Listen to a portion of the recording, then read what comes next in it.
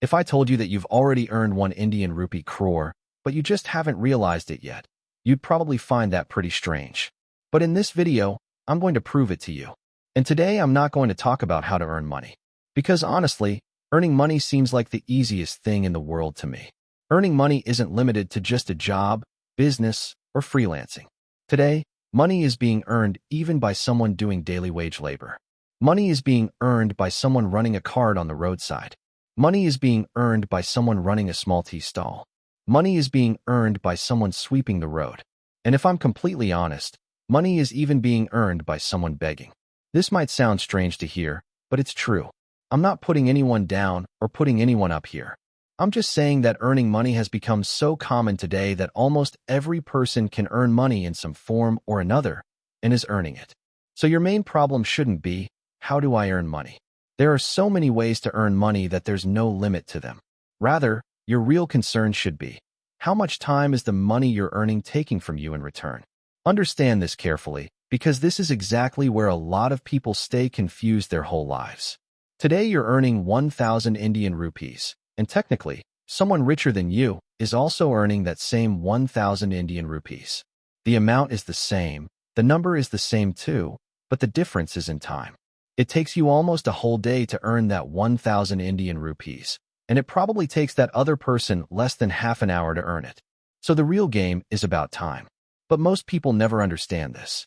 When we look at money, we only see the numbers, 10,000, 500, 1 lakh.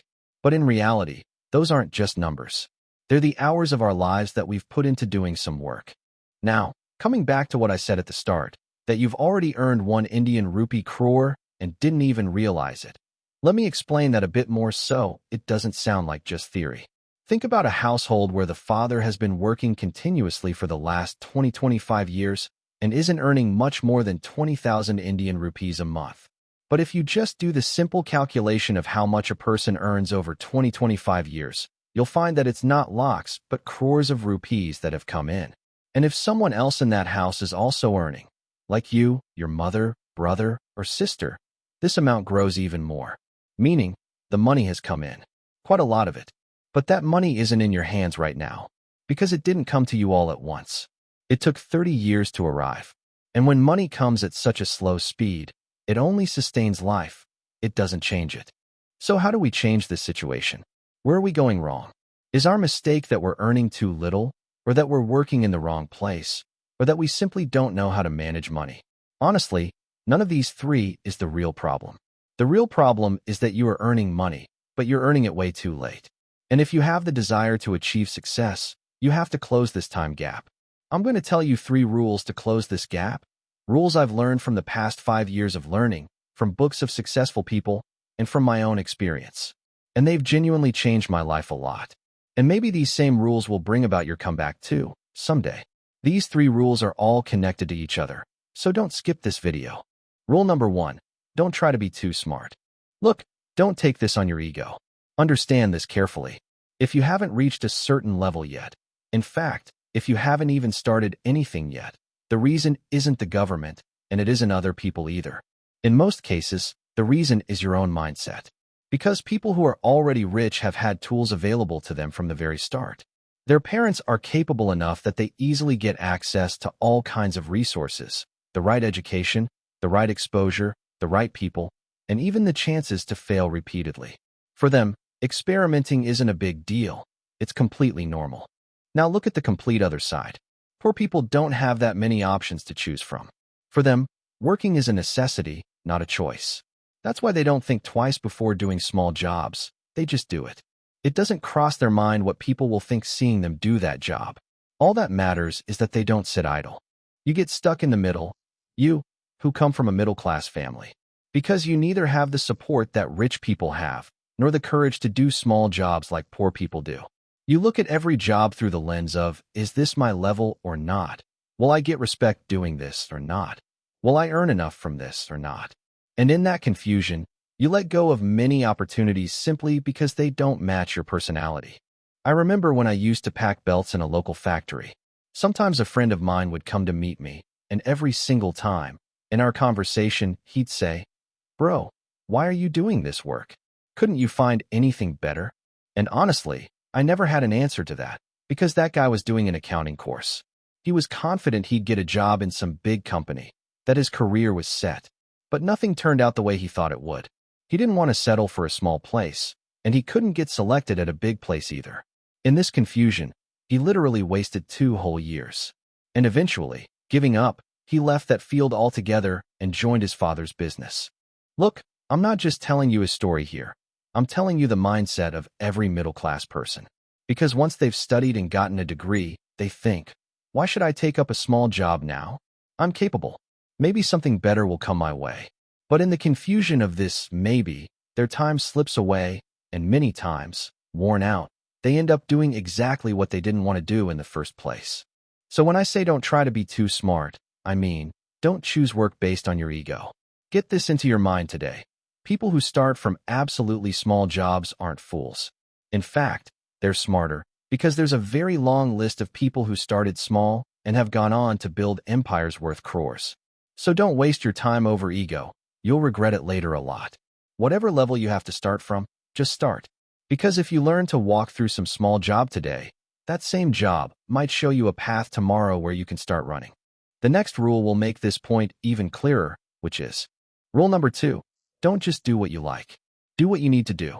Bro, up until the age of 19 years and 9 months, I hadn't earned even 100 Indian rupees in my entire life. But by the 10th month of that same year, I had 1.5 Indian rupees lakh in my bank account. And this happened because of just one thing. I'll tell you what that is in a bit. First, let me give you a little backstory. At the age of 22, I was still in college. But it wasn't a regular college. I was doing my BA through correspondence for my GNOU, where classes were held only on Sundays. The rest of the week was just studying and coaching classes. But I had already sensed that I wasn't going to move forward after my BA, and that just this degree wasn't going to get me a good job. That wasn't possible. So during that time, I tried my hand at several jobs, packing belts in a factory, working as a helper in a market shop, handling data entry work in a small office, in fact, tutoring for 2,000 Indian rupees a month. I also started this YouTube channel during this same period. But out of all the work I did, I'm being honest, none of it was my passion, and there wasn't anything where I felt like I was having a great time doing it. No, I was simply analyzing potential. I was observing which work I could scale up the most on my own. And I got the answer to that soon enough. My YouTube channel. This was during COVID. People were sitting at home, just scrolling on their phones, consuming all kinds of content for entertainment and education. That's when I realized that if I put in more effort here, this might just take me forward. So then I took it seriously, and whatever 4,000 Indian rupees I was earning, I started putting it into making the channel's videos better. I kept making videos, whether I felt like it or not, whether they got views or not. I stuck with it. And this continuous process showed me a result after 8 months that I hadn't even dreamed of. One of my videos went massively viral very quickly. And because of that, my other videos started performing too. Because of all this, not only did my channel get monetized, but the very next month, my income was over 1 lakh. At that time, I simply did what I needed to do. I didn't choose work based on my liking. I just picked the work and got so deep into it that it became my liking on its own. And I'm still a very small example. If you look at it objectively, most successful people didn't follow passion, they followed potential. Notice this. Coming into the telecom sector wasn't Mukesh Ambani's passion. In fact, it wasn't even his business background. He saw potential in digital connectivity, and he brought GeoSIM to the market. Similarly, Jeff Bezos, he wasn't even that fond of reading books. But he started Amazon by selling books, because there was potential in it. So get out of this delusion that you should only do what you like.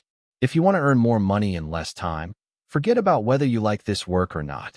Instead, think about where this work can take you. And for that, this third rule is important to understand. Rule number 3, become the king of your field, whether it's small or big. You must have heard the saying that no work is small or big. Our thinking makes it small or big. This is absolutely true. But the problem is, we don't understand this deeply enough. Because the truth is, you can become the king of any field if you start taking that work seriously. Usually, when someone is making tea, making samosas, running a momo stall, or doing any normal job, they themselves assume this is a small job. And that's why they don't pay much attention to its taste or the speed of the work, or to why a customer should come back the next day. Because in their eyes, this work is just a means of making money, not of building an identity. But when someone decides, I'm going to stay in this and push it so far ahead that people won't even be able to compare this work to mine anymore. That's when we see people like Anubhav Dubey and Praful Bilor, who turn something as ordinary as tea into a brand and build companies worth crores. That's when we see people like Sagar Daryani, who take momos, something sold on the street, and give them a unique identity under the name Wow Momo, building multiple outlets. And that's when we see people like Ankit Agarwal, who make something as simple as a samosa so delicious and famous that people travel from far away just to have it. None of these people did anything extraordinary. They simply stopped doing an ordinary job the way ordinary people do it. And that's exactly where the gap got created. So remember this. Money isn't made by changing fields. It's made by getting completely immersed within a field. The day you stop just running your work and start understanding it, that's the day you start getting ahead of the ordinary people in that field. If you've watched this video till here, one thing is clear: you're serious about your life. Throughout this entire video, I've just tried to explain that if you want to earn more money in less time, first understand the mindset of people who are already doing it. You'll find exceptions everywhere, but the thinking pattern of the majority of successful people will more or less match this. I've just given you fuel through all of this, fuel for thinking. Now how you use it, and how much, is entirely in your hands.